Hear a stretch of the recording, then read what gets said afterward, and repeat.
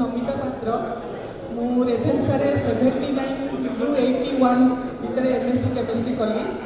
तापर बाणीविहार एमफिल करूली एवं बाणी आज प्रथम तो लाइफ सत कथा कहली तापर बाणीविहार एमफिल कला बेले अच्युतानंद मिश्र संगे मोर देखाला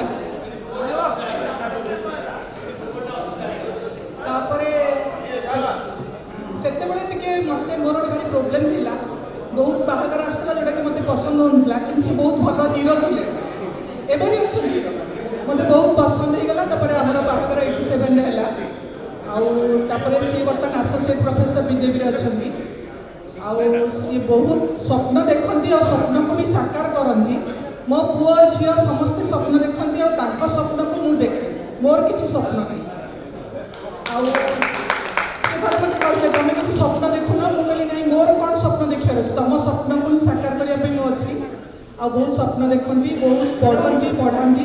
मोर गोटे पुओ गोटे झील पुओ झील जड़े भी बहुत भल पढ़ुले पुओ बीट्स पिलानी पास कर बर्तमान विस्कन्सिन मेडिसिन एमएस कर सारी